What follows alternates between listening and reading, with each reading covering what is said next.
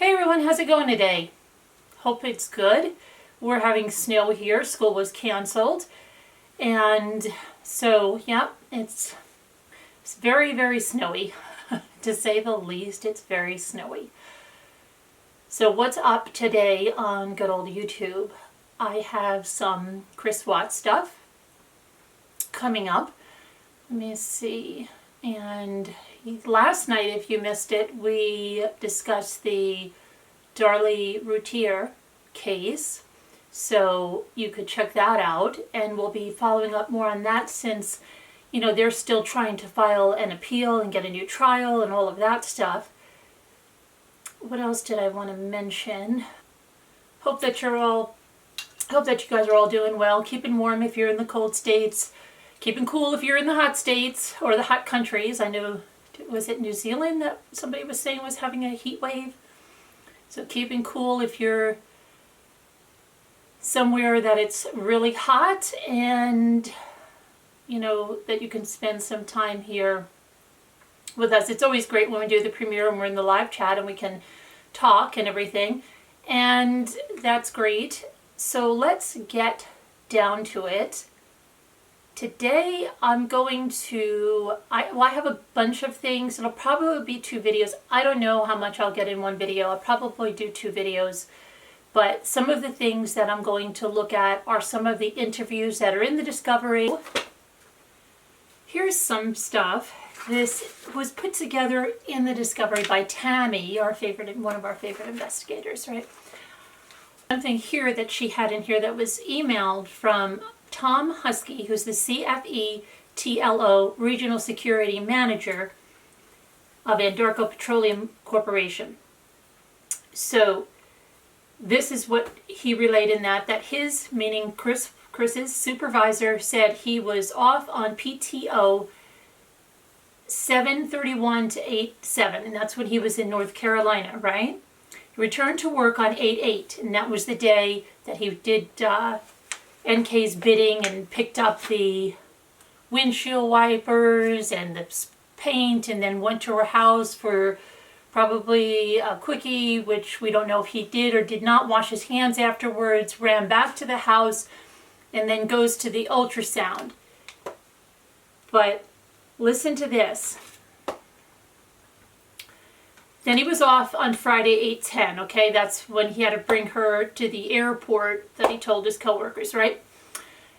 With the request submitted several days and weeks in advance, his supervisor, Luke Eppel, also related that Watts spoke to him last week, probably on Tuesday, 8/7, and stated he and his wife were having problems and he would be staying with a friend. This is before they got back to from North Carolina to their house. That was the day he was with his parents, I believe, 8/7. No, I think 8/7 was the day they flew out because he returned to work on 8/8. So it was right after he spent the time with his parents. And he stated that he and his wife were having problems and he would be staying with a friend in case his supervisor checked his GPS and found his vehicle was not at his residence at night. Eppel said he didn't ask any questions and told Watts that he needed to make his family a priority. Okay. So he's telling people, I might be staying with a friend, which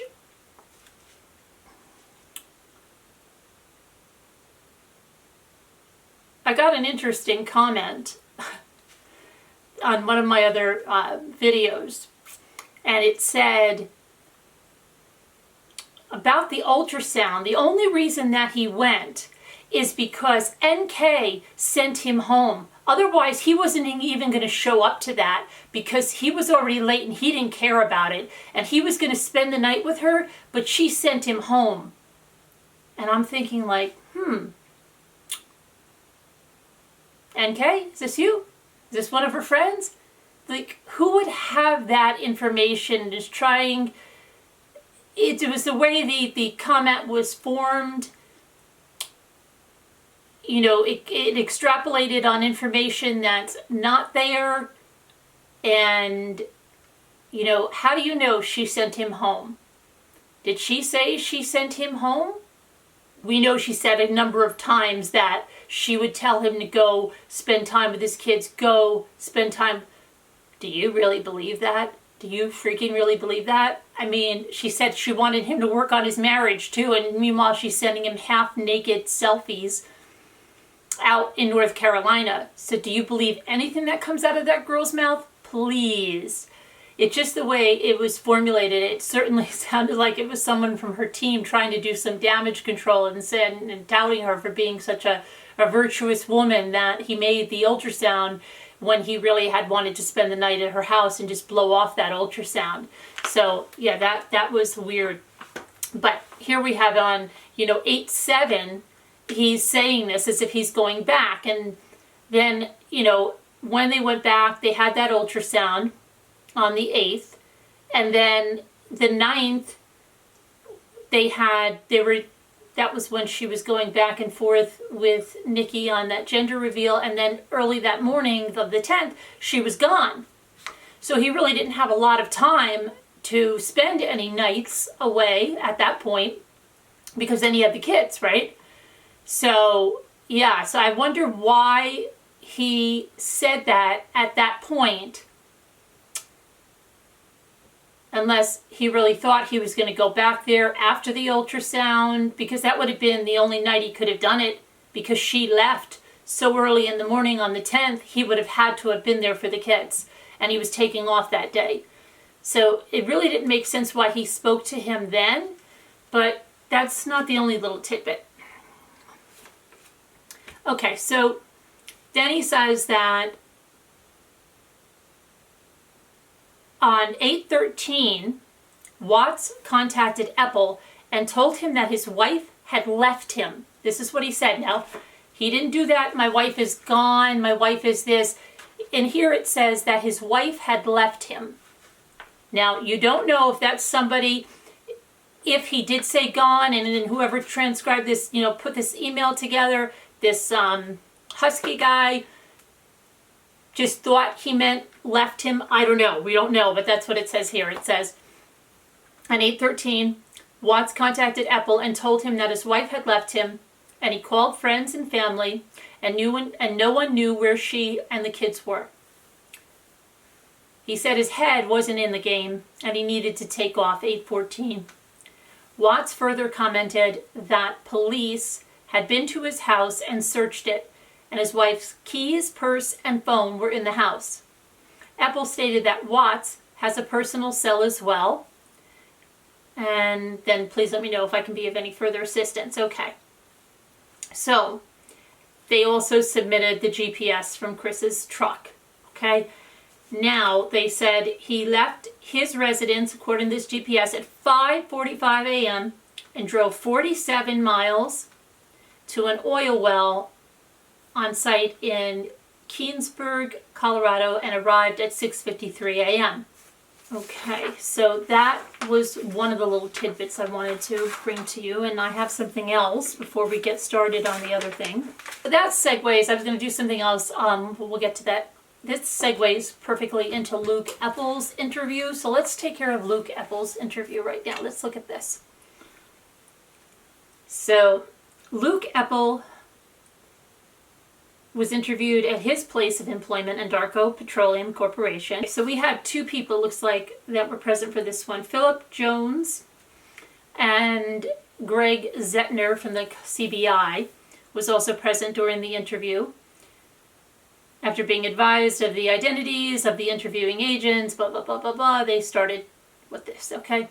Eppel is Christopher Watts's direct supervisor, and he has been Watts's supervisor since approximately April of 2016. Watts is a field coordinator, so he's Eppel's go-to person when maintenance issues arise. Eppel tries to get into the oil field as much as possible, and he tends to split his time at approximately 60% in the field and 40% in the Anadarko office. Eppel is essentially the foreman for Anadarko sites spanning between U.S. Highway 85, Weld County Road 22, Survey Ranch, and Denver International Airport. Eppel described Watts as quiet and a great employee. Watts has never had issues about showing up to work or being on time. Watts's children have had some health issues, but Watts has always called Eppel to advise him if he needed to take time off to tend to his children. Watts is an introvert, and he does not like attention. He does not get excited, but since the disappearance of Watts's family, he has appeared on edge and flustered. Watts told Eppel that he has nothing to hide, and he has moved his work truck away from his house in order to protect Andarko from any media attention. He moved the work truck away from the house. You see, the more I get into this discovery and I read more things, the more I see NK and her manipulative influence on everything, and the more I see she knew when she was talking on any type of a phone that was not a burner phone or something, she coded her language very specifically so as not to come back. But Christopher doesn't understand that. So, you remember when he wasn't going to go to work? He was going to go to work, she said, on the 14th, even though he says he wasn't going to go to work on the 14th, and then he was with friends. But she said she was all upset that he was going to go to work, and this is after he told the media that, or before, the reason he stayed in the house on the 13th, if you read through the discovery and you see the media reports, was that he was hoping she would come home, and he had every light in the house on, right? Every light in the house he had on. It's like that country song, right? But he wasn't thinking, I have to hide, I have to pretend I'm not home. But remember when he had the conversation with Nicole that we only heard through her? Okay, so like I've said before, are her lips moving? She's probably lying. So take that with a grain of salt, whatever she says. But she said that he said he was going to go to work on the 14th, and she told him, you can't go to work on the 14th. And he said, well, I need to go to work on the 14th because I don't want her to see my truck here because she might not come home. And that's, he said she might not come home, right, if I'm here. And that's when Nicole told him, move the truck down the street and record if she comes in the house. Now, he knew she wasn't coming home, okay? So, why was that truck being moved down the street? I'm going to tell you something in just a minute here that might explain one of the reasons why it was moved down the street, okay? Another reason was little Miss NK feeling like, oh my gosh, he's going to get caught for this. I'm going to lose my job. I can't and was she suddenly trying to get that truck out of the picture? Was she trying to protect Andarko, or was it something else? Well, did he need to get something out of the truck that he didn't want to do in front of the cameras? Is that why he needed to park that truck down the road? Is that why she told him to park that truck down the road? To create this diversion of, if anybody says, why is that truck down the road? Well, I'm trying to protect Andarko. That, I think, is more likely the case, that it was a diversion to get that truck down the road. Why get that truck down the road? Well, I might have the answer to that. So before we finish with this, I'm going to just read to you something. Okay, this is a police report from the Longmont Police Department. And this is written by, let me see, Sean Harper. On August 14th at approximately 3 p.m., Detective Sergeant Harper, currently assigned to the Longmont Police Department Special Enforcement Unit, received a call from Commander Egan with the Frederick Police Department to assist with a missing person possible homicide investigation. Commander Egan advised a female subject and her 2 children were reported missing from 2825 Saratoga Trail, Frederick, Colorado. He further advised that the circumstances of the incident were suspicious. Commander Egan requested the assistance of the Longmont Police Department for surveillance operations of the male suspect identified as the female's husband. So they had him in their radar, right, well before he even went down for questioning. And they were advised that the Special Enforcement Unit was advised that the male subject was last observed at the residence loading items into a white Lexus SUV bearing a Colorado license plate. Members of the Special Enforcement Unit and the LPD and Crime Suppression Unit responded to the area and observed a white Lexus parked in front of the residence with two subjects, a male and a female. While two subjects, a male and a female, were observed sitting on the steps on the front porch. It was later determined that these were associates of the male suspect. I imagine that is Nick and Amanda Thayer is who I imagine that is. Okay, at approximately 6:30 p.m., Officer Ownby observed the male subject, who had been identified as Christopher Lee Watts, exit the garage of the residence in the white Lexus SUV. He exited the driveway eastbound, out of sight for a few moments. Surveillance units then observed him stopped at a brown Ford pickup truck that appeared to be a fleet truck for an oil company, Anadarko. This vehicle was identified as Watts' work truck bearing Colorado license plate, to get the plate number. Commander Egan informed me Watts had been observed loading items into this vehicle early in the morning on the day of the disappearance, which was described by the neighbor as being unusual behavior. He was at this vehicle for several minutes with the rear hatch of the Lexus open and the doors of the truck also open. It appeared as though he was moving back and forth between the vehicles.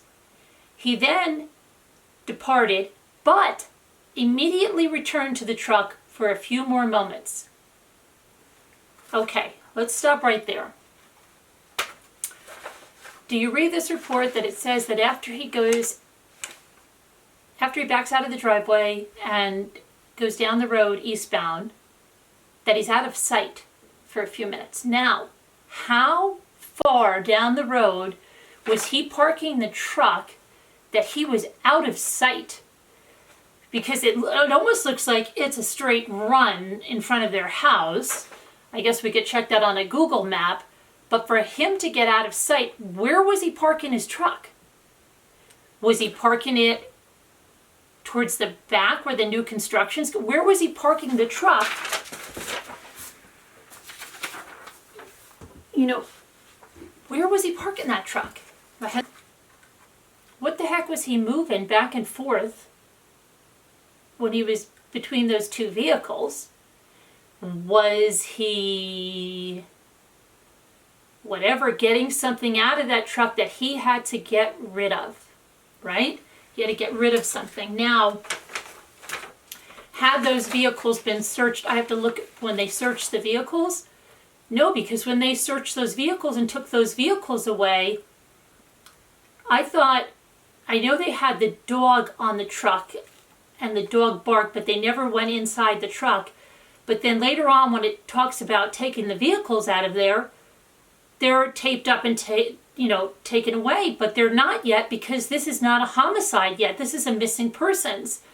So they hadn't been in his vehicle. So what was he taking out? Could he have been taking out blankets then? Could he have been taking out the toys then? Could they have been in his truck? Could they have been in a bag in his truck? Stuffed under the seat maybe? Could he have been removing that? Could he have been removing them at that time? What else could he have been taking out at that time? He had her, the ring was already at the house, the watch, the phone. What else could have been there that he was taking in or out? Was he trying to clean something up? Was he trying to make sure things were clean? Why did he have the hatch of the Lexus open? There's a lot there that I don't know. What do you guys think about that? And then, so that's what I'm saying. Is that the plan all along, that he's pulling that truck down the street and sweet little NK is trying to make it seem just that he's doing it? You remember when I told you when she said that, and I was thinking like, why in the world would he say the truck was down? Why in the world would she say that if he spent the night with every light in the house on? Why would she be scared to come home if he was there? Didn't make any sense what she was saying. Not a bit of sense at all. If he had every light in the house on showing he was home, if he's supposed to be this nice, easygoing guy, why would she ever be afraid to come home? So it didn't make any sense. She was using it as an excuse to explain why the truck was parked way down the road. Did she have anything to do with that? Was she going to that truck for any reason, taking something out? But no, definitely it seems that was something she was saying to explain why the truck was parked down the road. There's always something with her, why she says something. So now he went in that truck. He opened the doors. They said he opened all of the doors, I believe, on the ones. Let me see if that's how they worded that. He was at the vehicle for several minutes with the rear hatch of the Lexus open and the doors, plural, of the truck also open. It appeared as though he was moving back and forth between both vehicles. He then departed, but immediately returned to the truck for a few more moments. So what does he do? He does what he has to. Maybe he's grabbing something, and then what does he do? Drive down for a minute and then say, oh my gosh, there's something else, right? There's something else I've got to get out of that truck. What could have been other than the blankets and the toys? The sheet was already left at the site. Maybe he was looking. Could it have been that he didn't even... I don't even know. Maybe what could he have left there? Maybe he was just trying to see if he left something there. Or maybe he did go and grab the blankets and the toys. But he was under surveillance at this time, because you'll see that they're going to follow him like crazy now. He's under complete surveillance. So they don't have him going anywhere if he had put the toys and the blankets there.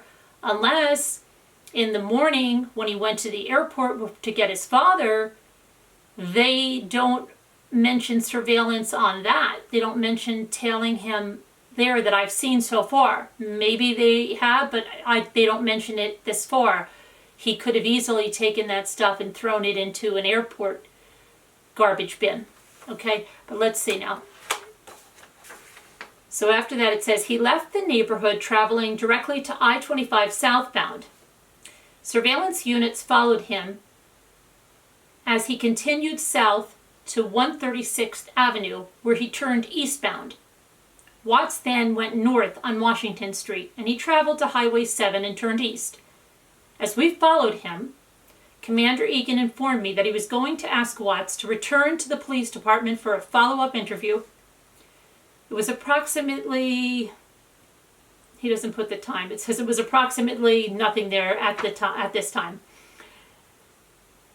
Detective Steele arrived to assist with surveillance. Watts made a U-turn and traveled west, back on I-25 northbound. That's when he turned around and went to the police station.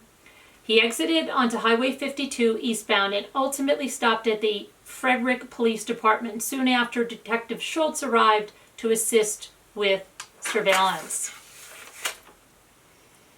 Okay. So they followed him to the police department, and that was when he had that long interview. And that was when Nick and Amanda Thayer, I believe, went there as well that night, okay? It's because it says Special Enforcement Unit and the GCSU remained on surveillance until the interview was completed. Commander Egan advised that he believed Watts would travel to 12255 Claude Court in North Glen.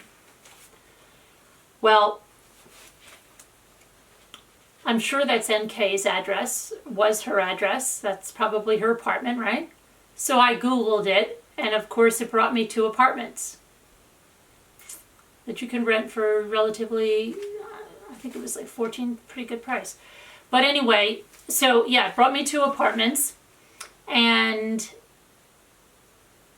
so they were expecting him to go to his mistress's house.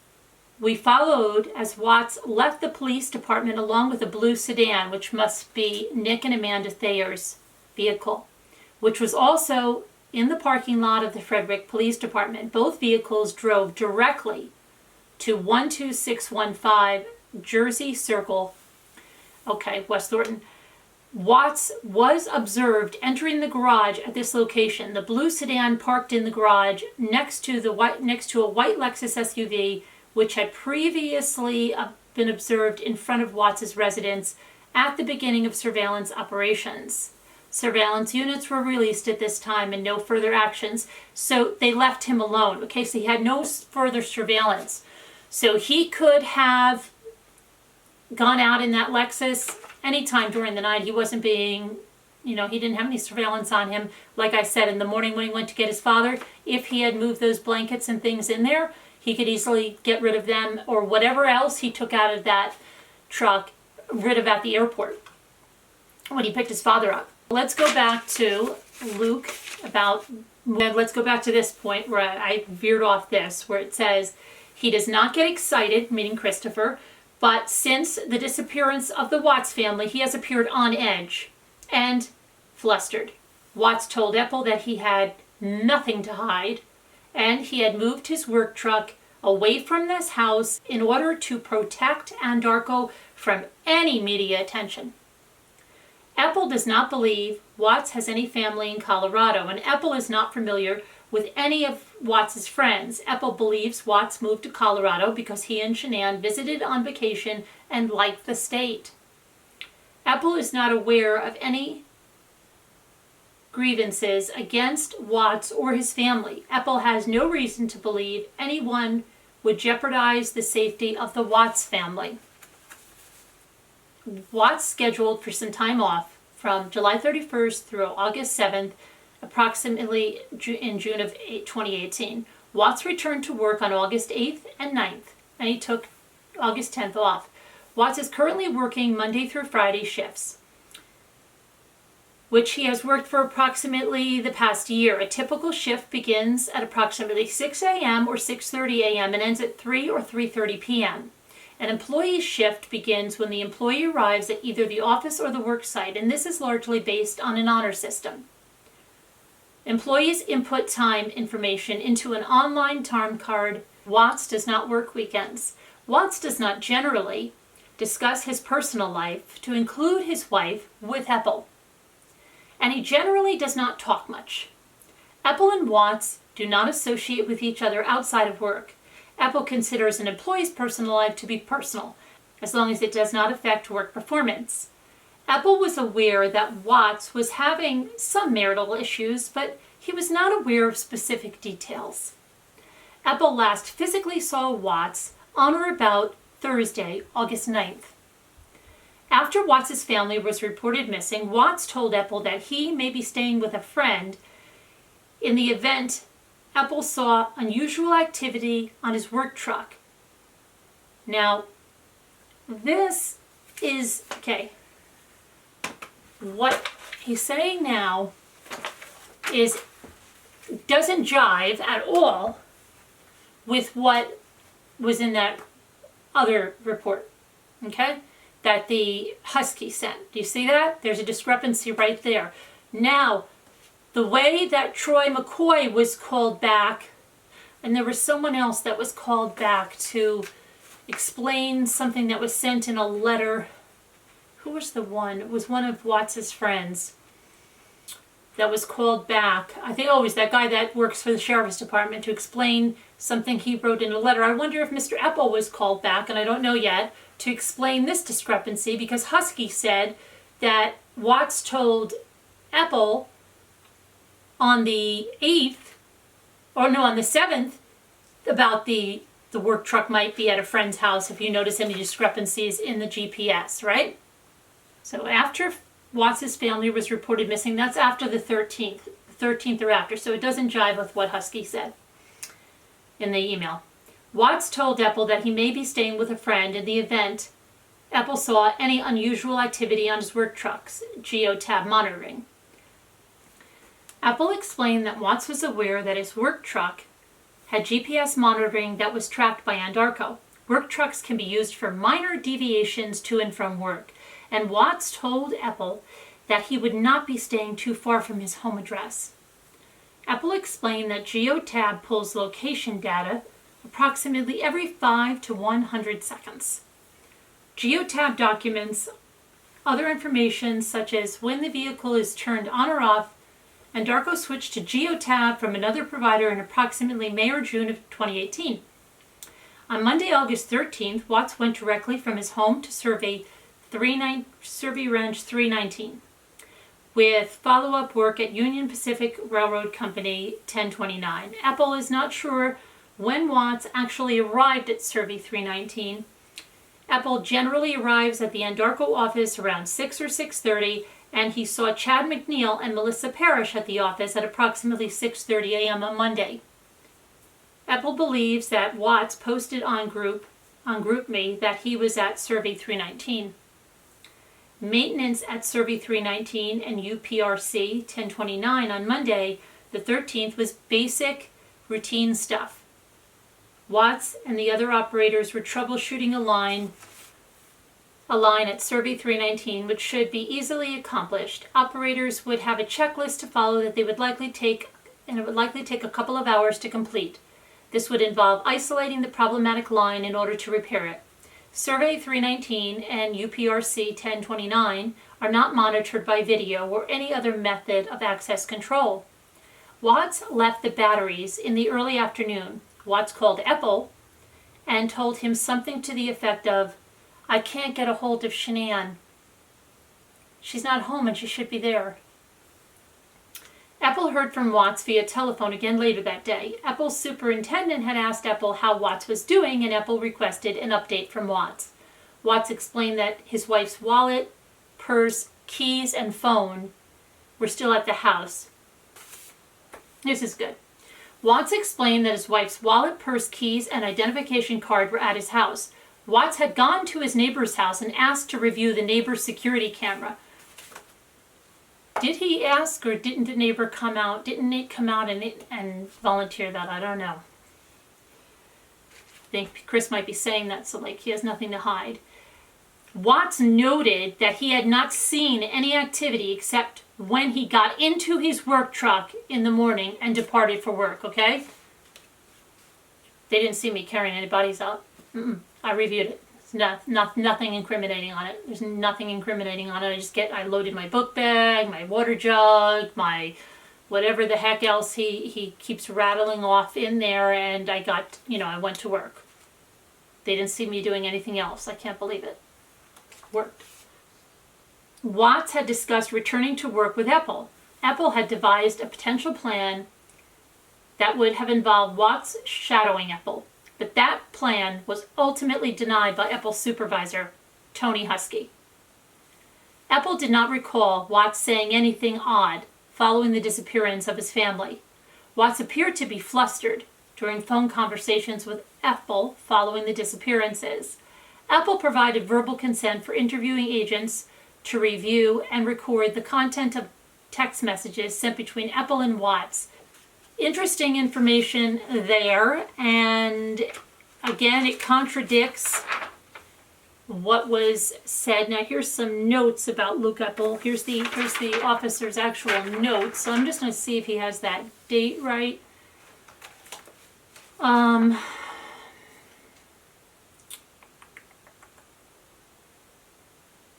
See, he doesn't have a date on here for when he talked to him. It just says, might be staying with friend, in quotations.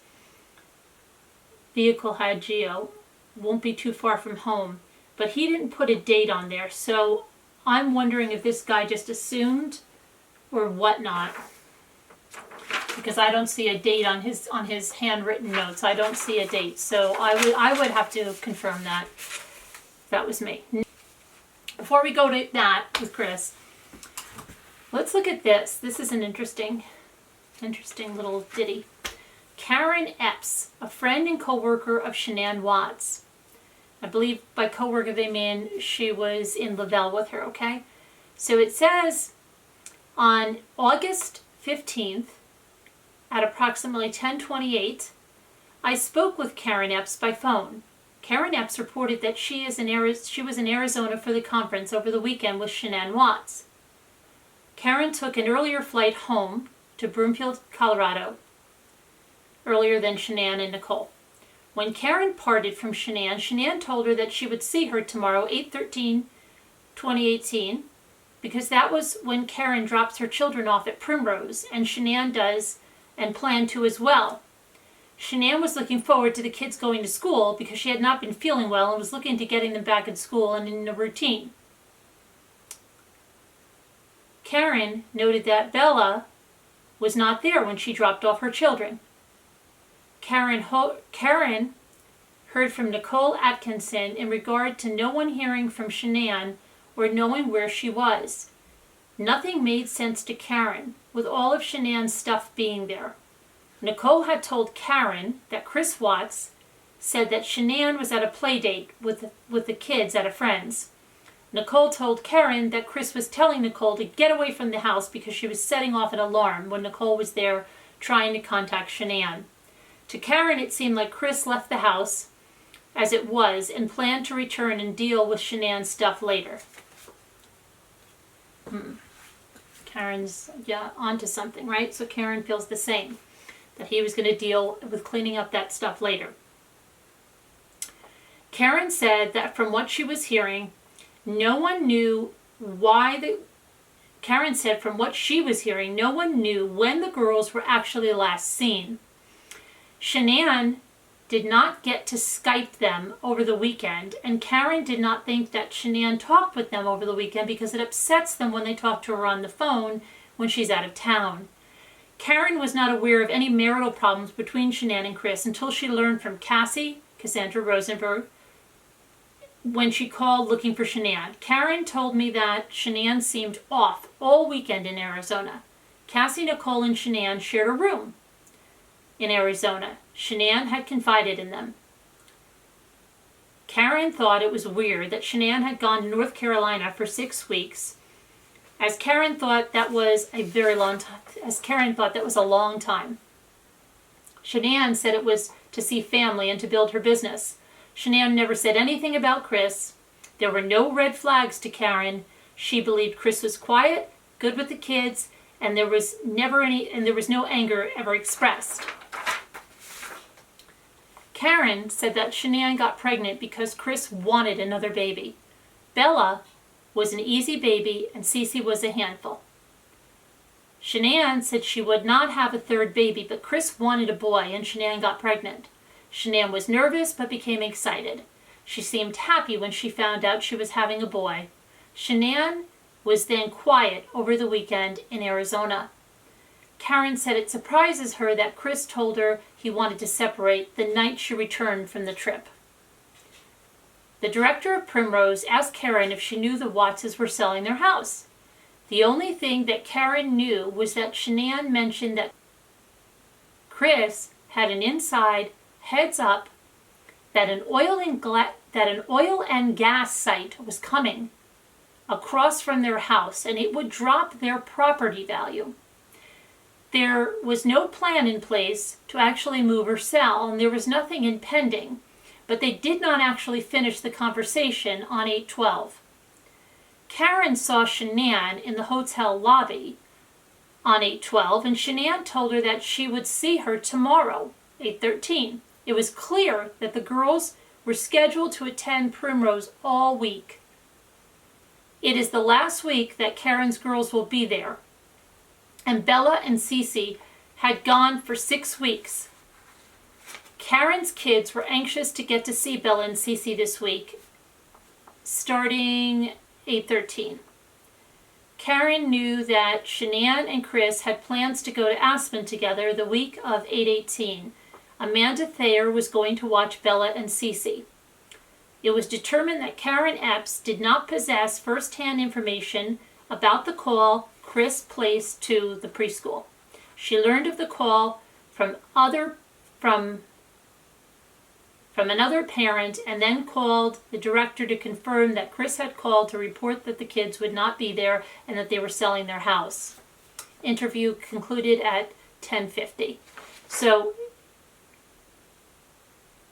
this was the information that Karen Epps may have had information about a call placed to the preschool for Bella and Cece by Chris Watts on the morning of 8/13, but she didn't have that direct information. She had heard it, but she still had some information there that was useful about the kids going to the school there. So okay, so we have Karen, and we did Luke.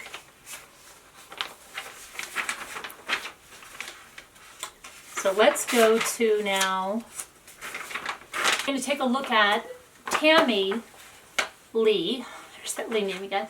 Tammy Lee's information from prior to the polygraph with Chris, okay? So let's take a look at what happened there. Tammy Lee conducted a polygraph on Christopher Lee Watts, age 33.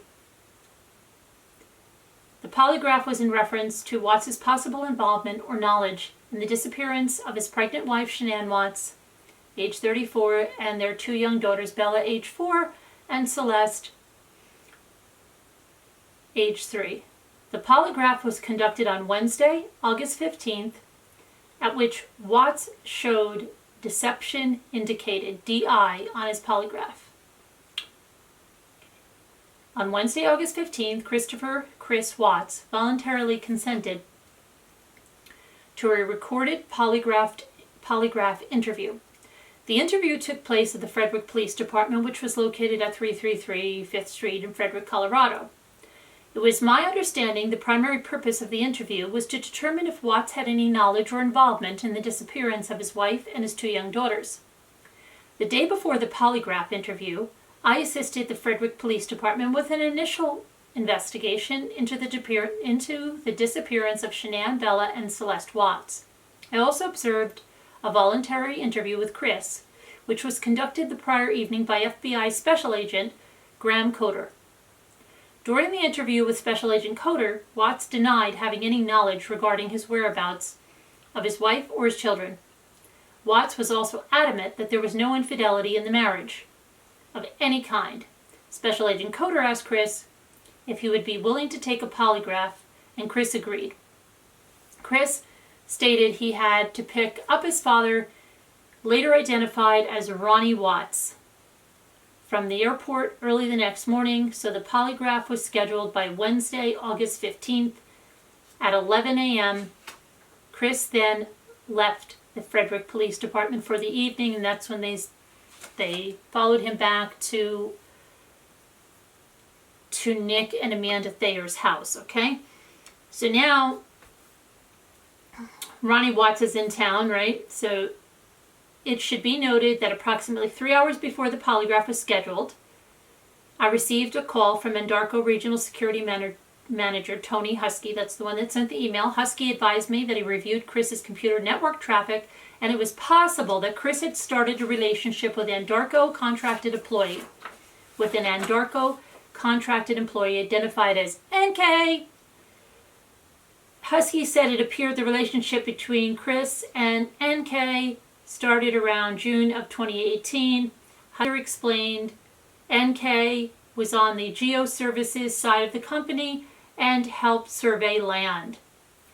Husky explained Chris and NK worked out of the same office in Plateville, Colorado. Husky advised he would be forwarding the emails to law enforcement as soon as it was cleared by the legal department. The emails received by Husky are attached to this report. Okay, and we'll go over those emails too, but not right now. So this is a pre-test interview. So on Wednesday, again, August 15th, 11 a.m., Special Agent Coder met Chris in the lobby of the Frederick Police Department and escorted him to a private interview room inside the police department. Chris was wearing a short-sleeved North Carolina Tar Heels t-shirt, black athletic shorts, and black flip-flops. No wedding ring. I greeted Chris inside the interview room, and the door was shut. Nor was he wearing that purple lupus bracelet that he's worn all the time up until they disappeared. I told Chris the door automatically locks from the inside, and that there was a key inserted in the lock that could be turned to open the door. I explained to Chris that the door was shut for privacy, but he was not under arrest and could leave at any time. Chris said he understood. Should be noted, I was not wearing a gun, badge, handcuffs, magazines, or any other police insignia during the polygraph and interview. Next, CBI's polygraph procedures were explained to Chris. I read Chris his Miranda rights, and I explained to him that he did not have to talk to me. Chris signed the advisement of rights from stating he understood his rights and he wished to continue with the interview and polygraph. Chris also signed a consent form indicating his willingness to undergo a polygraph examination. During the pretest interview, Chris told me the following. With regards to Chris's background and upbringing, growing up, he lived with his mother, father, and sister, Jamie. His father worked as a parts manager in a Ford dealership. His mother worked as a secretary and notary for a used car dealership. Jamie is 7 years older than him. He gets along well with Jamie and her husband. He just saw Jamie and her father during his recent visit to North Carolina. He was in North Carolina from August 1st through August 7th. Growing up, his family attended the First Baptist Church on a fairly regular basis. He was always the quiet kid who followed the rules. Jamie was the rebellious child in the family. Jamie left numerous times during high school and would always come back home. Did you guys know on the Web Sleuths site, have you guys have heard of, probably I'm sure you all heard of the Web Sleuths site, that Jamie supposedly had a username of Trinket78, and she was verified by Web Sleuths, and she started to answer some questions. She slammed, of course, she did the same kind of slamming of, it was almost like the mother verbatim said the stuff about the skater boy comment on the first date and this and that and the other thing, and then people got onto her or whatever, and I guess got tired of her slamming and blaming everything on Shanann and all of that, and then she took off from there after a while and never came back. But you can still go and see her comments. It's pretty interesting. You can see exactly how she's a clone of her mother. I don't know if she ever mentioned she's specifically the sister or somebody very close to the family, but somebody said it's the sister, and then she was verified. So it's believed, I should say it's believed to be the sister, because I haven't seen it, but I think she did say she is the sister in the Web Sleuth message board system, that she is the sister. I believe so. So you can check it out for yourself. Anyway, so let's see. So Jamie is a rebel, and she leaves after high school and would always move back home. And remember that I think she was also married and divorced before this current marriage, because they always said something about Shanann, and the mother said, so is your daughter. His father was the disciplinarian in the family, but his father would not use physical discipline. He would raise his voice. His father struggled with substance abuse after Chris moved out. It was hard on his father when Chris moved out, because his father was used to him being around. His father is his hero and his best friend. After he graduated high school, he moved to Morrisville, North Carolina. He attended NASCAR College in Morrisville, North Carolina. NASCAR College was a mechanical school. He understands numbers and math very well. From 2001 to 2012, he worked for Morrisville Ford. From 2012 to 2014, he worked at Longmont Ford in Colorado. While he worked for Ford, he developed the onset of carpal tunnel syndrome in both of his hands. Since leaving Ford, he no longer has pain in his hands. In 2014, he worked for Covenant Testing Technologies as an oil field contractor. In January of 2015, he was hired to work at Anadarko. He works as a field coordinator with Anadarko. He usually helps his guys in the field and tries to get everyone off of work by 3 to 3:30 p.m. He usually starts his workday at 6 or 6:30 a.m. every day. Some people at work call him Rain Man because if he goes to an oil site once, he will remember it. He stayed the prior evening, Tuesday, August 14th, at Nick and Amanda Thayer's house. He met Nick and Amanda Thayer when she was a director at Primrose School, where Bella and Cece attended. Amanda currently works as a downline from Shanann in the company of Thrive. Thrive sells vitamins and minerals that are all plant-based. Thrive is a 3-step system which includes capsules in the morning, a protein shake with water, and a patch you wear on your skin. Thrive is extremely healthy. He, Chris, weighed 245 pounds before he started using Thrive in 2016. He, Chris, is a downline from Shanann, but she sells for him. And guys, I told you about Chris getting a car bonus, and I don't think some of you were like, oh no, he doesn't have a car bonus, that's her car bonus. Maybe some of you don't understand how multi-level marketing works. If Shanann enrolls Chris under her, and as she enrolls, she's running his business, but he's not doing it. We know that, he's told us. But she's running a business for him. She's putting some of the people that she enrolls under him as if he enrolled them. So he is moving up in rank, okay? He's not just a customer under her. He is building a business under her. When he reaches a certain level in that business, he will qualify for that car bonus. And I told you guys this, but you don't believe me. Well, some of you don't believe me because you wrote it in the comments. But he does get the car bonus. And he even mentioned it to friends at work that he was getting the car bonus. They were taking the $300 stipend instead of the car for him right now. And he was going to get the car. But all of this happened. But right now they didn't want to spend, I guess, extra money on insurance and everything else. So they'd rather take the cash value of that stipend that he was getting for $300. So a lot of you are saying, well, he didn't work. She was essentially building 2 different businesses. And there's a lot of people that do that in multi-level marketing. They'll enroll a daughter, a son, and blah, blah, and they'll build for them.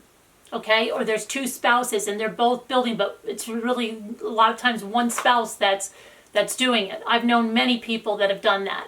So please don't just negate it and say, oh no, he wasn't getting a car bonus, it was her, you're wrong.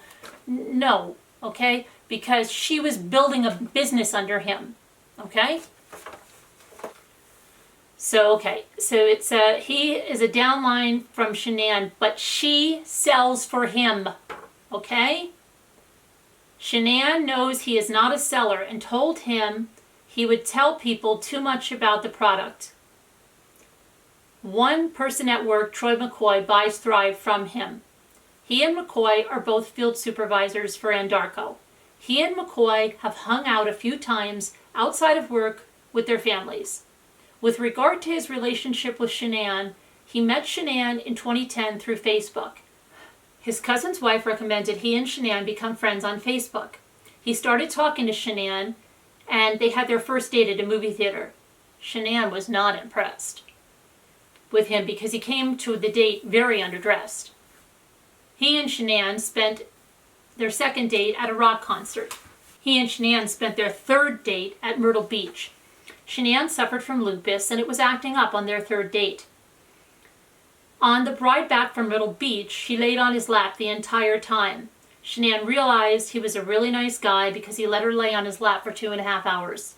He proposed to Shanann in 2011 at Ocean Isle Beach. Shanann is very OCD about organization and planned the entire wedding. In November of 2012, he and Shanann wed at the Doubletree Hilton in North Carolina. Their wedding was amazing. They spent their honeymoon in Myrtle Beach. In December of 2013, their daughter Bella was born. Bella was a gift because doctors warned them Shanann may not be able to have children due to her lupus. In July of 2015, Cece was born. Bella was a mama's girl and Cece was a daddy's girl. Cece was rambunctious and was always moving until she fell asleep. Cece loved riding in the airplane on the way back from North Carolina. He, Chris, was excited when he found out Shanann was pregnant with the third child. Shanann had an ultrasound the week prior, August 8th, 2018, and they found out they were having a boy. Shanann used fertility drugs with Bella and Cece. Fertility drugs, again, doesn't mean IVF.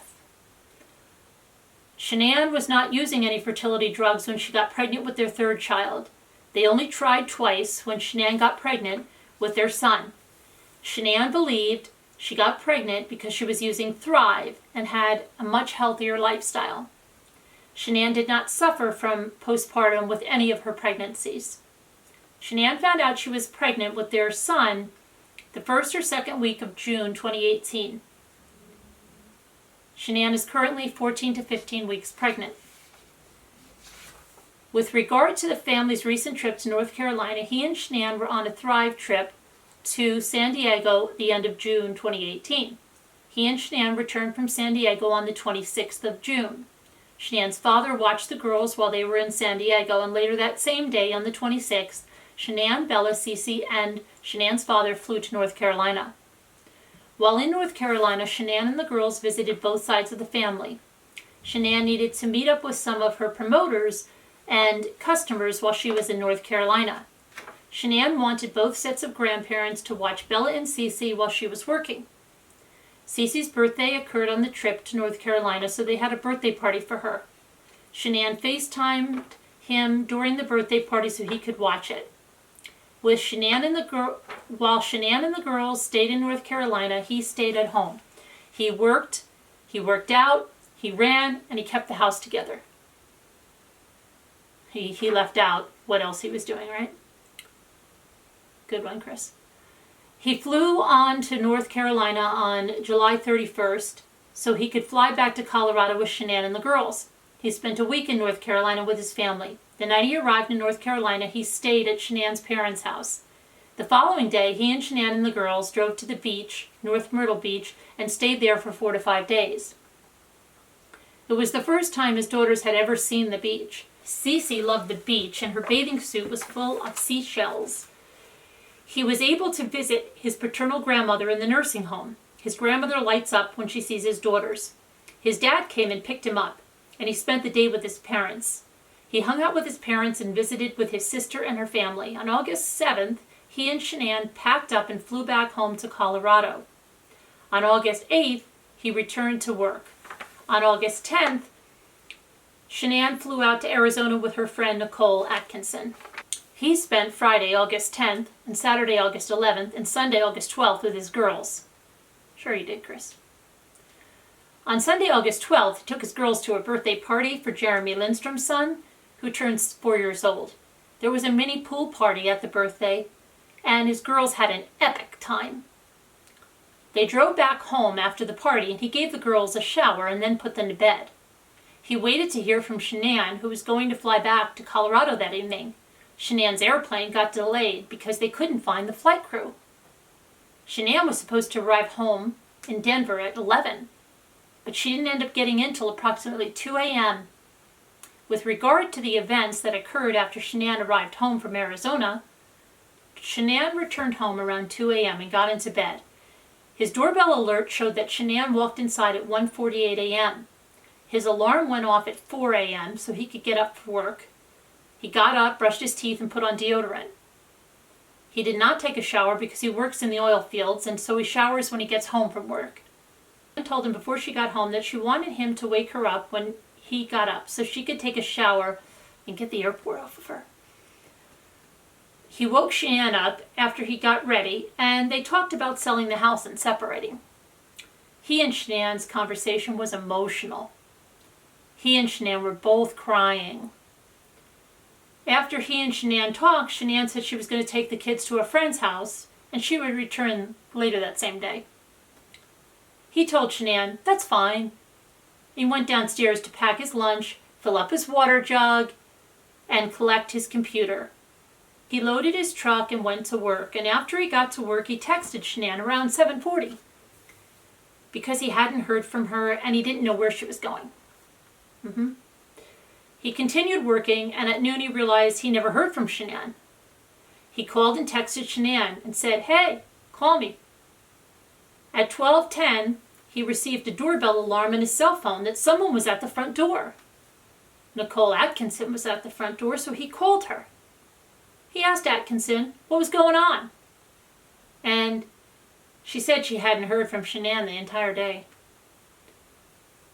He thought, all right, this is kind of strange. No, you didn't, Chris. Atkinson told him Shanann's car was there and that she could see Shanann's shoes by the front door. He left for work and headed home. Well, he left out a lot of stuff there, didn't he? Atkinson told him that there would be a police officer there when he got home. Atkinson wasn't able to get inside the door because there was a top latch on the inside of the front door. They used the top latch on the front door to make sure the kids cannot get outside without them knowing.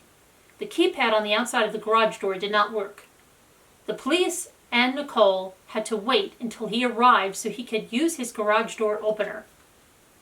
When he arrived home, they went inside the house. Car's there, car seats are there, purse is still there, the phone's on the couch, like her wedding rings sitting on the nightstand. There's like no sign of Bella, Celeste, her, anywhere. Bella and Cece's beds were not made. The sheets were off of his and Shanann's bed. It is common for Shanann to wash the bed sheets when she slept in the bed after coming home directly from the airport. But didn't Nicole tell us that he did the laundry? And now he's saying Shanann does it, right? He believes Shanann woke up and decided to strip the bed to wash the sheets. He washed everything. All of the sheets Shanann had stripped, yes, Shanann stripped them, and left on the bedroom floor, and he put different sheets from the closet onto the bed. Chris described that this occurred after the police searched his home on Monday. The sheets Shanann had taken off the bed should be clean in a pile in the bedroom where he left them. They found Shanann's cell phone and powered it up. There were numerous text messages that started coming through from all the people that were trying to get a hold of Shanann. Everything that was there just didn't make sense. As far as like, why? What happened? He started reaching out to numerous friends who had car seats or had kids in general. No one had heard from Shanann. Detective Baumhalver arrived at his residence and interviewed him, Nicole, and Nicole's son, Nick. The police talked to Chris's neighbor because he had a camera with a few different angles. Yeah, I thought Chris was initiated that. No. He, Chris, watched the surveillance and didn't see Shanann leaving at all. There was no video of Shanann leaving out of the front of the house. He knew Shanann wouldn't just leave everything at home, which included the girls' medicine. Chris later mentioned that Shanann takes Imitrex for migraines, and it was also missing from the residence. I think that's a mistake there. The Imitrex, wasn't it in the purse? Yes. So I think whoever transcribed that, it was also not missing from the residence. The other thing missing from the house, maybe he does, because then he says the other thing missing from the house was the girls' blankies. Okay? But the Imitrex, I thought they said it was in her purse along with some anti-nausea medication. I'm fairly certain they said that, so I think Chris is not telling the truth there. The girls usually take their blankies whenever they leave the house. Cece had a New York Yankees blanket, a little dinosaur, a turtle, and an animated dog. And Bella had 2 blankies, but one was left at the house. Bella had a dinosaur and a swan blanket that were missing. Bella's animated cat was left at the house. The police went around the neighborhood to ask if anyone else had surveillance video or if they saw something. We had nothing at all. He hoped Shanann and the girls were just at a friend's house decompressing, and they were safe. That evening, the 13th, he called hospitals and hotels. He kept every light in the house on just in case they came home, but that doesn't jive with her being scared to come home, right? Because he was there, so he had to move the truck down the street. Nor does it jive with what he told Andarko, that he did it to keep the media away from Andarko. He laid in bed, but he didn't sleep. He had friends who came over to show their support. Everyone told him they hoped Shanann would be okay. He hoped he would get a knock on the door, call, or a text. Why would she knock on the door? He hoped Shanann would buy a burner phone, so at least she could call him and tell him she's okay. The fact that he mentions burner phone, Mr. Watts here, means he had a burner phone. I wonder if they looked through all the receipts to see. He misses the kids sitting at the dinner table and having to tell them to eat. He misses the kids throwing their chicken nuggets at him. He went to the kids' room to make their beds, and he realized he didn't need to turn on their rain machine. He wouldn't be able to read them a book. He wasn't going to kiss them goodnight. He wasn't going to give them their nighttime snack. He wasn't going to give them their medicine. He wasn't getting them dressed for bed, and he didn't need to turn on the monitor to watch them. He didn't want to stay in the house on Monday night, but he knew he needed to be there in case they came home. Shanann and the girls did not come home Monday night. On Tuesday, August 14th, the police called him and told him that they were going to issue a missing persons report. The news crews came over and the police used drones and K-9 units. It all set in like, this is not, she's not, they think something's happened. Because all this right here, this means that, okay, my worst fear, that's where this is going. He hopes that Shanann and the girls are safe. I hope that they can just come home. Being at home and not being able to tuck his girls in, it's heart-wrenching. It's earth-shattering. It's earth-shattering right now because those are my kids. Those are like you make those kids, you know? They were just here, and not knowing where they are right now, it's a nightmare right now. With regard to if he still believed that Shanann was at a friend's house, he said, at this point, I don't. Because all this, he said, at this point, I don't, because all this. It made him feel like Shanann vanished. There it goes, that vanished, okay? And hopefully had the kids at a hotel. He just wants Shanann to be safe. He said, and Chris said, with the FBI and the CBI involved, it made him feel that someone has Shanann that's not keeping her safe. Or maybe that something terrible's happened, and that's his worst nightmare. He and Shanann stopped going out on dates after they started having kids. I'm not going to blame the kids for the disconnection or anything, though. But yeah. We focus, on the kids, all the time. He and Shanann stopped having deep conversations. I don't know how anybody could have a deep conversation with Mr. Watts. When he flew out to North Carolina, he met Shanann and the girls at the airport. He hugged the girls and gave Shanann a hug and a kiss. You can just feel it start from there. Everything felt different. Every night he was in North Carolina, he and Shanann talked, but it was mostly through text. Shanann's family was there, and they really couldn't get their feelings across except through text. He, Chris, arrived in North Carolina on the 31st, and they went to the beach on August 1st. Shanann's father was with them for the first few days, so he and Shanann were rarely alone together. He and Shanann discussed over text where their relationship was going. North Carolina was the first time he and Shanann ever discussed separating.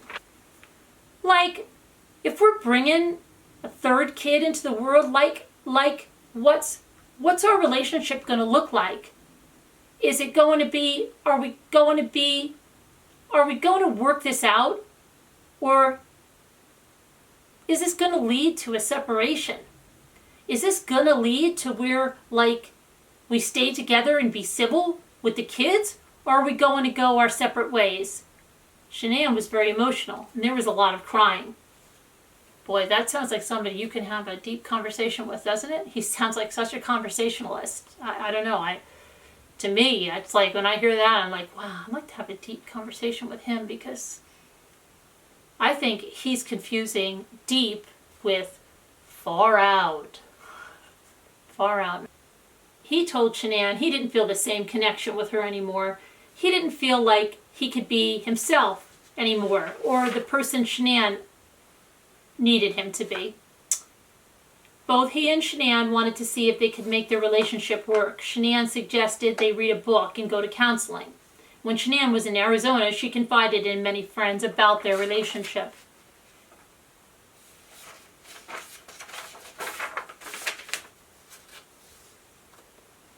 After Shanann disappeared,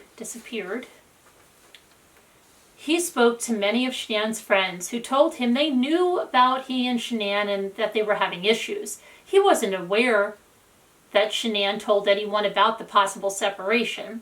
Shanann's friends said they could tell her emotional state was different. He did not sleep in the same bed with Shanann when they were in North Carolina. He slept with the girls one night and he slept on the couch. He and Shanann did not have sex in North Carolina. He and Shanann were not affectionate with each other during the trip. Shanann accused him of cheating, and he told her, and he said, come on, you know that would never happen. You know, like, the kind of guy I am. Yeah, she knows the kind of guy you are, Chris. He said his friend Jeremy, he was at his friend Jeremy's house, and Jeremy told him that Chris is the type of guy who could go away with his wife for a week and he knew nothing would happen. Why were they even talking about that? People know the kind of person I am. Like, I'm not the type of guy that's just going to say, like, all right, my wife's gone. Like, who's the girl, like, I can find for this? Like, 5 weeks. Like, no. Like, that's not me. Like, I respect my wife and she respects me. Like, if she's somewhere safe right now, like, I don't think it would be with a guy. I've never had an inkling she would do the same. Do anything to me, you know. Wow. That's some insightful stuff. And they wonder why he was referred to as a skater boy.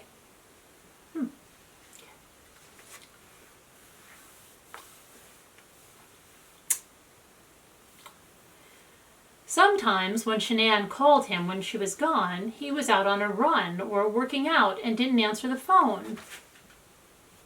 Or at his little mistress's place, right? Or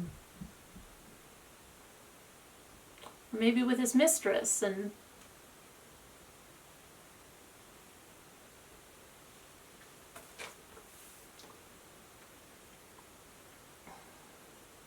Shanann and the girls had never been away from him for that long in the past, and Shanann was more emotional when she was pregnant. Shanann's mother was full-blooded Italian, and she would make Shanann very anxious. Yeah, okay. I take a little offense to that. Full-blooded Italian making him anxious. Because Cindy Watts, whatever she is, she's ideal, right? She doesn't make anybody anxious. Oh my gosh, okay. Yes, Chris, too bad they didn't all have a mother like you. Oh boy. Shanann was under a lot of stress being around both of their families. Yeah, mostly yours. Shanann most likely confided in her friends Nicole and Cassie about her relationship with him, Chris. Shanann did not confide in her mother about their relationship. With regard to his physical relationship with Shanann, the last time he and Shanann had sex was May 2018 when they conceived their third child. He and Shanann talked about having a third child. Shanann kept track of her ovulation cycle. Before May, he and Shanann had sex once or twice a week. There were times when they would go a month or two without sex. He was usually the one who would initiate sex.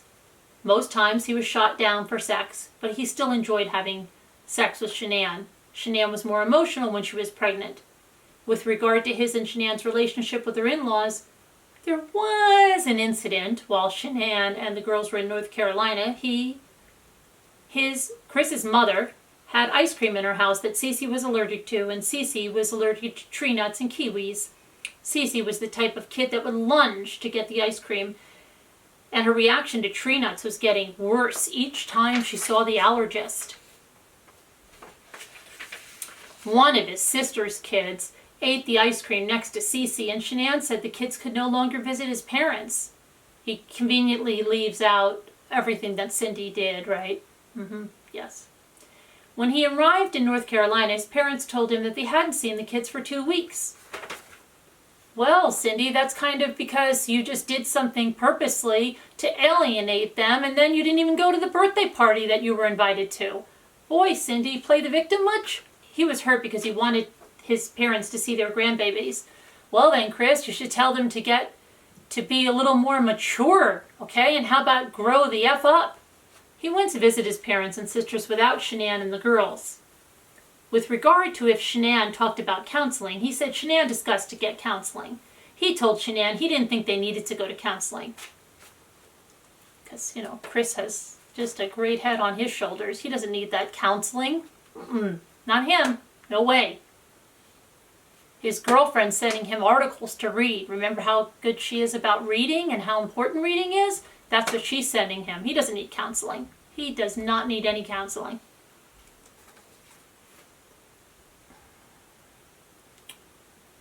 He felt like anything they needed to say to each other, they could just say. Shanann told him she had married friends who were still going to counseling. He was open to the idea of counseling, but he didn't want to do it. He already felt the disconnect from Shanann and didn't feel like counseling was going to help. With regard to his schedule on August 8th through 12th, he worked on Wednesday and Thursday. On Friday, he took off work because Shanann flew out to Arizona. Nicole picked Shanann up to go to the airport early in the morning. He hugged Shanann goodbye. He told Shanann to let him know when she arrived and told him he would send her pictures of the girls. When Shanann left for Arizona, he said Shanann talked about counseling and knew the sex of their third child. They weren't going to tell the family what the sex of the baby was until Shanann got home. Nicole knew the sex of the baby and was planning a gender reveal party. He waited for the girls to wake up, and they hung out around the house. He took the girls to the grocery store and to fix his eyeglasses, which had some cracks in the frame. They went to Target and also picked up some clickless groceries from King Soopers. His children attended Primrose School in Erie 5 days a week, but the school was closed on Friday, August 10th for a teacher's workday. He and the girls got home around 4:30 p.m. Friday evening. He made the girls dinner and got them ready for bed. He did not call or FaceTime Shanann with the girls when she was gone because the girls would get very upset. Bella asked repeatedly about Shanann while she was in Arizona. Bella and Cece would have a cry fest if they talked to Shanann while she was gone. Bella and Cece went to bed between 7:30 and 8 o'clock. After the girls went to bed, he went downstairs and worked out. He watched SportsCenter. He did not have anyone come over on Friday. Remember? Read it backwards with Chris. He had someone come over on Friday, probably through the basement door. He probably used the basement door because if Shanann saw the alert on her phone about the basement door, he could have said he was cleaning up in the basement and used the door to bring out trash or something. And that way she wouldn't be suspicious that this one was coming through the front door.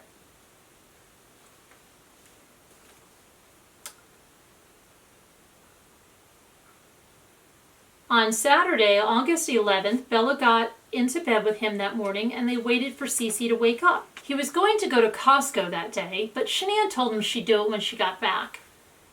He hung out around the house with Bella and Cece and played outside before it got too hot. He and the girls played inside their playroom. At 5 p.m., Jeremy Lindstrom's daughter McKenna came over to babysit while he went to a Colorado's Rockies game. The game started at 6:10 p.m. and he went to the Rockies game with people from work. Cody and Sam. Cody and Sam ate at the Lazy Dog before the game. He did not talk to Cody or Sam about his relationship with Shanann. His supervisor, Luke Eppel, was the only one at work that knew that he and his wife might get separated.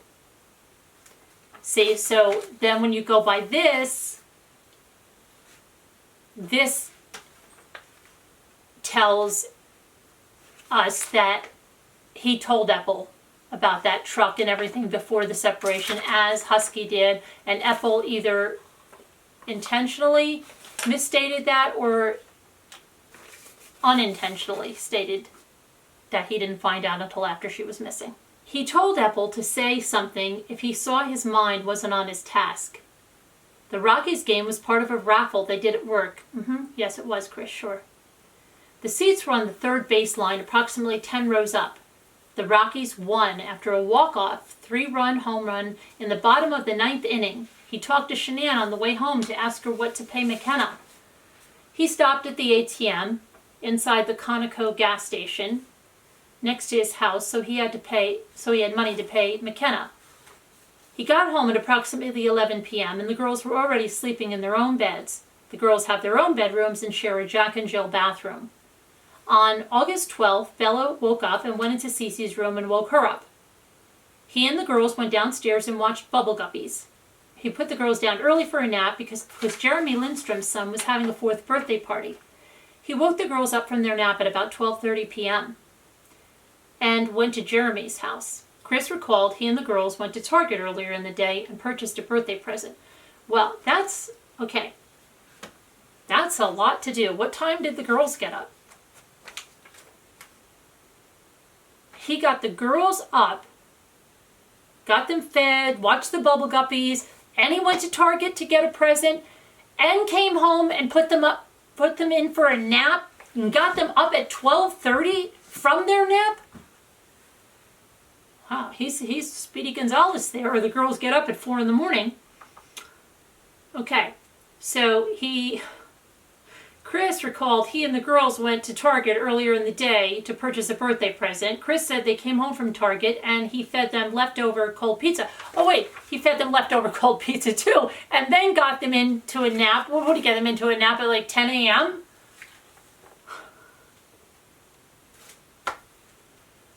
Oh boy, okay. And he fed them leftover cold pizza. They stayed at Jeremy's house from 1:15 until 4 to 5 p.m. He didn't know the party was going to have water balloons and a pool. He hadn't packed swimsuits or water shoes for the girls. Cece and Bella had a lot of fun playing in the water. He sent Shanann pictures and videos of the girls from the party, and when they got home, he gave Bella and Cece a shower because they had sand on them. He got the girls out of the shower, he dried them off, he put lotion on them, and got the pajamas on. He's got a lesson. What parent goes through every single step like that when they're telling somebody? Cece had on a pink nightgown with a drawing of a bird on it and a nighttime diaper. Bella had on a multicolored nightgown that said Believe or had a unicorn on it. The girls got hot at night, but they don't take off their pajamas. Chris explained that sometimes the girls will remove their pajama pants if they get hot at night. Then he went downstairs. They went downstairs and the girls wanted more cold pizza for dinner. He FaceTimed Shanann's parents with the girls. Bella and Cece sat on their little couches and he got them snacks. He gave Cece vanilla wafers and Bella had some chips. The girls ended up swapping their snacks. He brushed the girls' teeth, he had them use the potty, and he put them to bed. The girls will lay in bed, but they don't normally get out of bed after their rain machines are on and their lights are out. But Bella came out twice, and she asked if Shanann was home yet. He told Bella Shanann would be there when she woke up. Cece never came out of her room after he put her to bed. Sunday evening, Shanann texted him and told him about the power being out in Arizona from the dust storms. Now, he said they couldn't find the flight crew, and that's why now the power's out from the dust storms.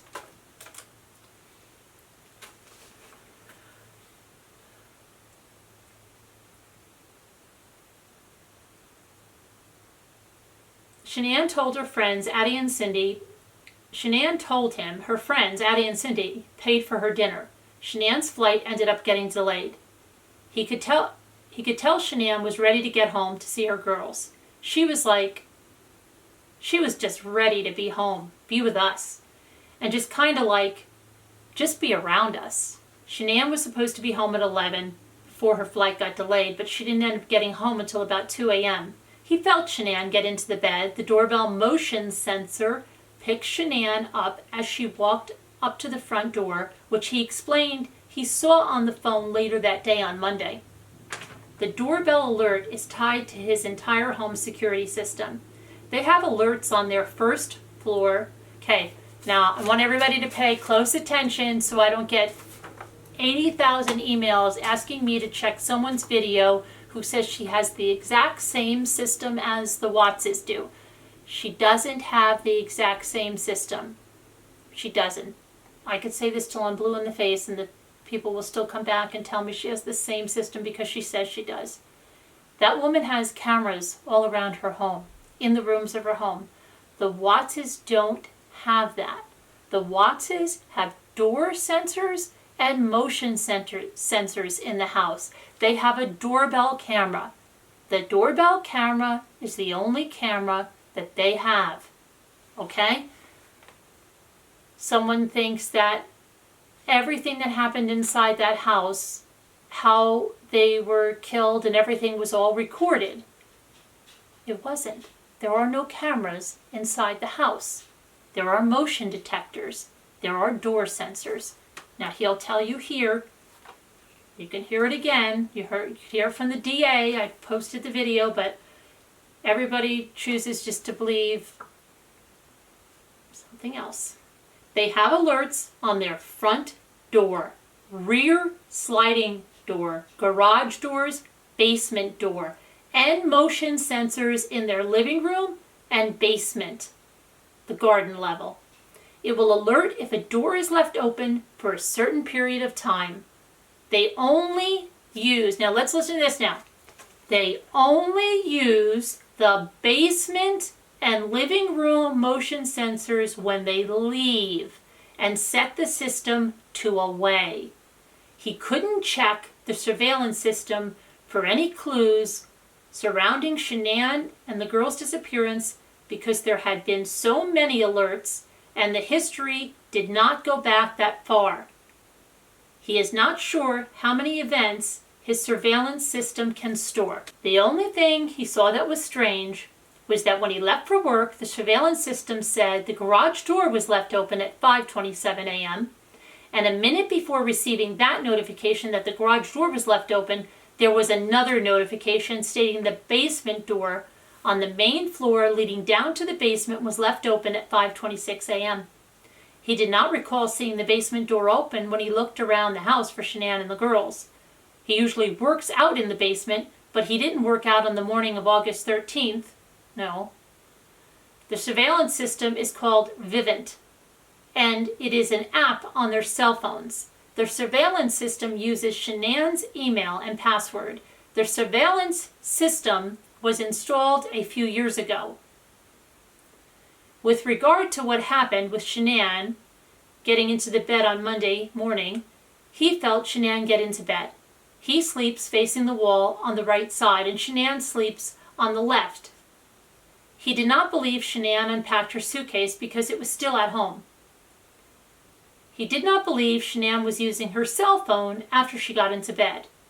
With regard to Shanann's normal nightly routine, Shanann will brush her teeth, use makeup remover, take balance, that's that drink, and lay in bed and text or call people. Shanann would charge her cell phone next to the bed. Shanann had an Apple Watch she would take off and charge it each night. Shanann sleeps in a t-shirt and underwear. That morning, Monday, Shanann was wearing a t-shirt and underwear.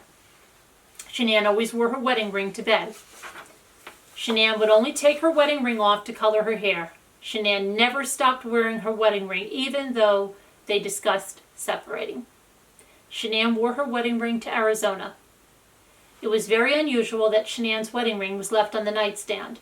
Shanann colored her hair the week before in North Carolina, so she did not color it at home. He got up at 4 a.m., got ready for work. He went downstairs and he made a protein shake. He packed his lunch. He filled up his water jug. He collected his book bag. He got his computer and he put more tools in his truck. Chris described his work truck as being parked on the corner of the house west side. Shanann told him the night before to wake her up when he went to work so she could shower. He woke Shanann up because he didn't want to assume she wanted to sleep, and he knew he needed to do what she said because he didn't want to make her mad. No, Chris, you didn't want to make her mad, right? No. You killed her, but you didn't want to make her mad. She's want everybody to think you're so scared of her, right? Yeah, you'd never do anything.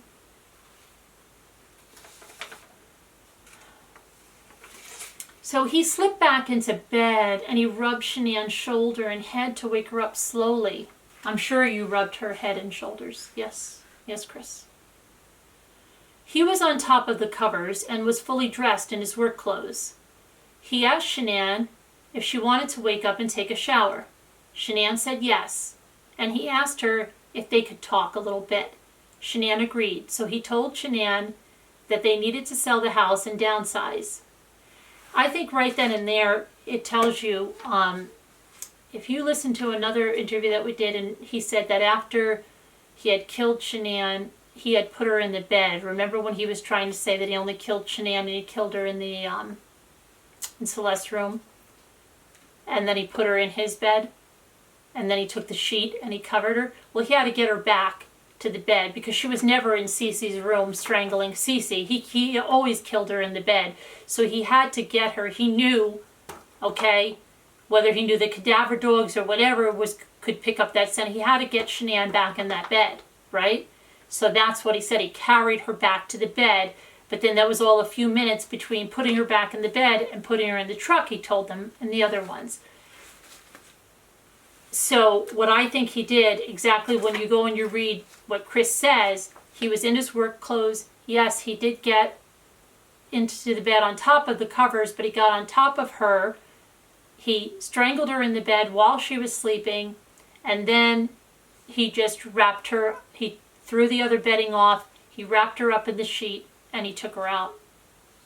I think he's telling us that right here. So, he asked Shanann if she wanted to wake up and take a shower.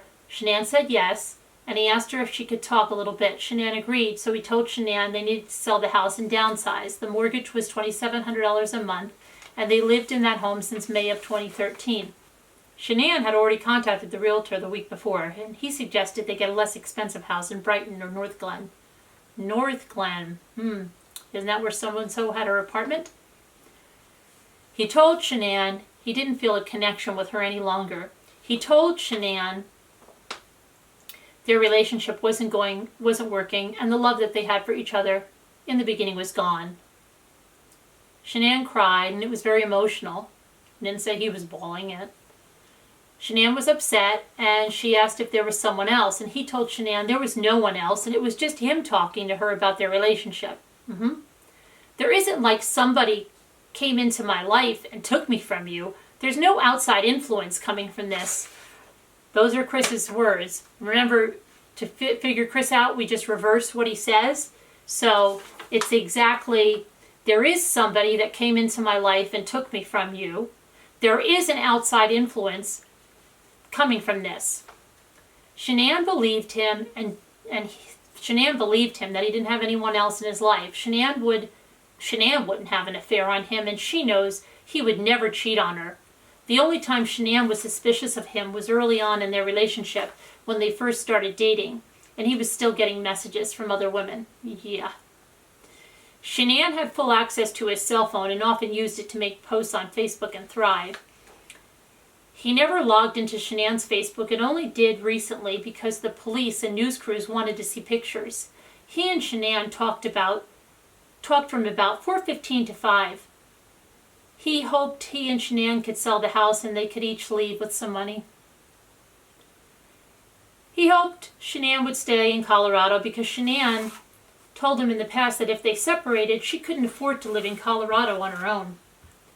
He hoped they could split the money from their home and still live close to each other.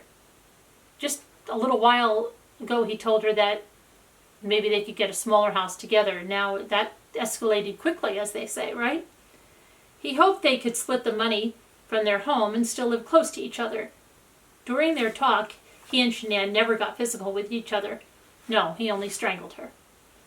He and Shanann had never raised a hand to one another or struck each other for any reason. Chris, yeah. He and Shanann rarely ever yell at each other, and when he and Shanann talk, it's pretty civil. After he talked to Shanann, he backed his work truck up to the garage door so he could load his large clear containers, his O-rings, his earbuds, and some combination wrenches from his personal toolbox. Chris explained that he normally takes his tools out of his work truck every Friday and backs up to the garage door and loads his tools when he returns to work after the weekend. Boy, he is lying about that, isn't he? His work truck was backed up about an eighth of the way into the garage because Shanann's car was parked inside. His work truck won't fit in the garage because it's too long.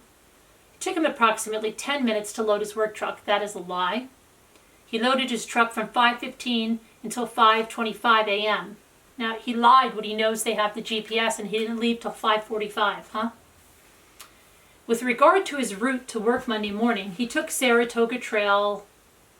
Okay, she gives the way he went. When he arrived at work, he went to Survey 319, Survey 1129, Survey 1029, and Survey 629.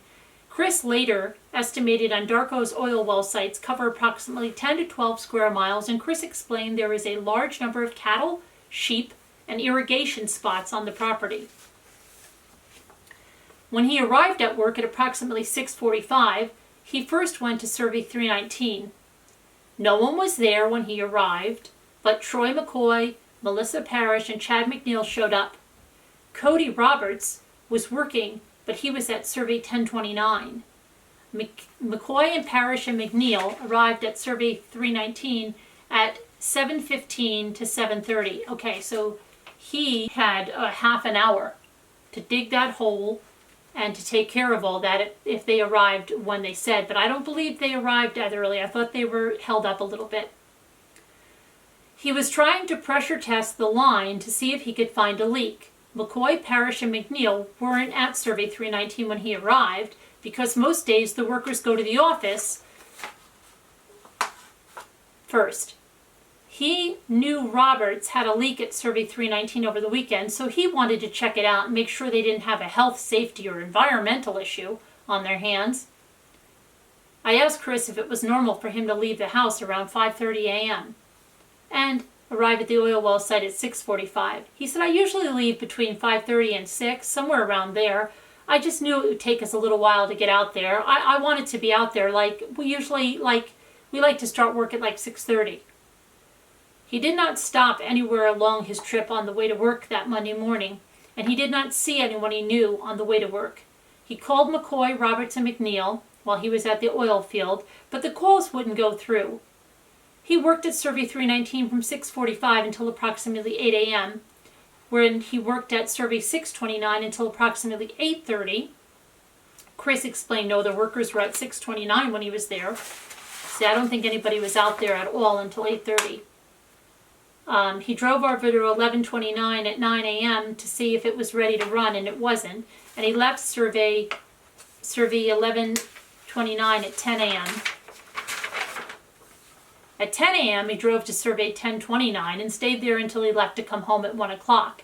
With regards to policies pertaining to having civilians in his work truck, he said Bella and Cece have played in his truck a few times. Shanann has been in his truck to see what he had in there, but she never has ridden in his truck. And they are only allowed to take other Andarko employees and trainees in their work trucks. With regard to if he made any phone calls while he was at work, he texted Roberts, McCoy, and McNeil, and ended up calling and talking to Eppel to let him know he was out at the Survey Ranch. He texted Shanann and also tried to call Shanann but she didn't answer, and his call went to voicemail. He called Nicole Atkinson after he received the front door bell alert. Atkinson told him Shanann hadn't answered anyone, and she could see the shoes that Shanann wore home from the airport sitting inside the front door, and Shanann's car was in the garage. He wouldn't know if Shanann had other he wouldn't know if Shanann had other pairs of shoes missing because she has an entire shoe closet. He called Eppel on his way home from work to let him know that he couldn't find Shanann or the kids.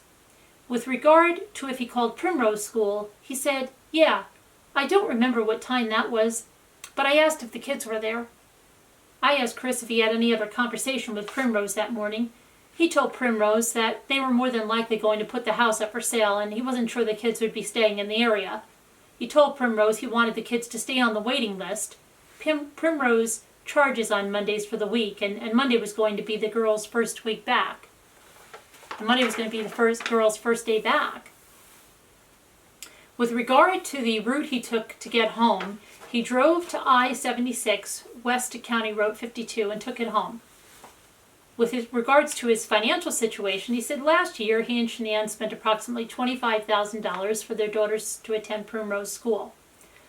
Shanann had surgery on a compressed disc in her neck last year. He and Shanann had insurance, but the surgery was over $100,000. He pays $500 a month for health insurance through Andarco. Shanann handled all of the finances, so he did not know how much they had left to pay on the medical bills. Cece had acid reflux, and they had medical bills related to her endoscopies. They had numerous medical bills related to Cece's allergy testing, Cece's blocked tear duct, and both of the girls had tubes in their ears and their adenoids removed. Both of the girls had inhalers for child asthma. Cece took Singular for her allergies, and Bella and Cece took medication for acid reflux. They owe approximately $8,000 to $10,000 in credit card debt. The Lexus was paid for by Lavelle through the car allowance. He and Shanann filed for bankruptcy 2 years prior. He doesn't recall how much was discharged during the bankruptcy. He knew when the kids returned to school that they would be living paycheck to paycheck. Shanann recently took out $10,000 from his 401k to catch up on their mortgage payments. Chris believed the loan against his 401k was taken out approximately 5 months ago.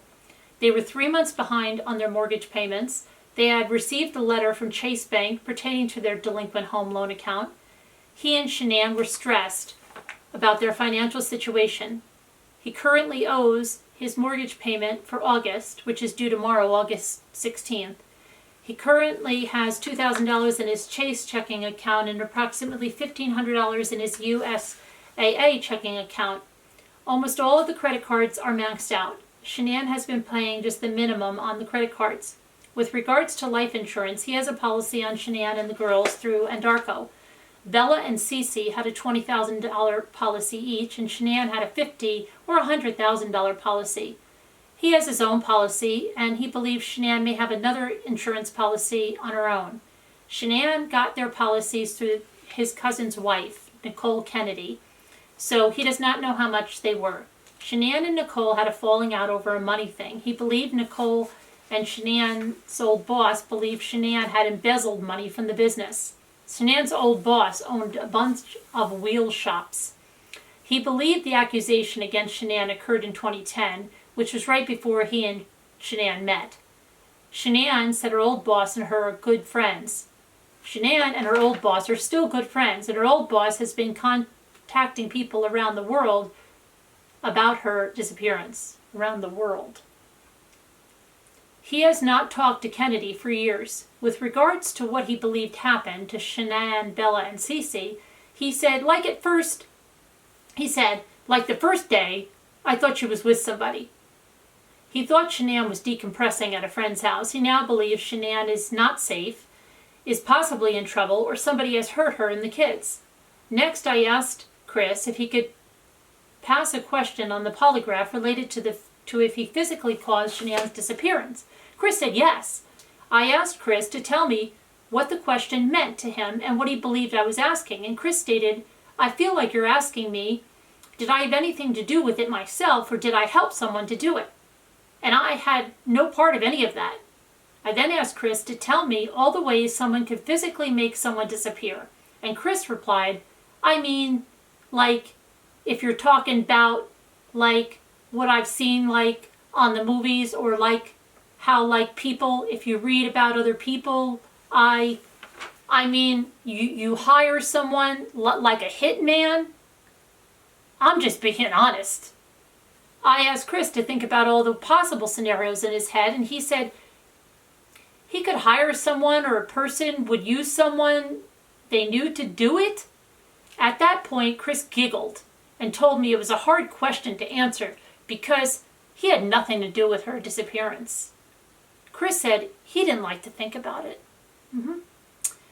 I explained to Chris that a person could physically cause another person's disappearance by murdering them. Chris agreed with her statement. I asked Chris to list all the physical ways a person could cause someone's disappearance through murder.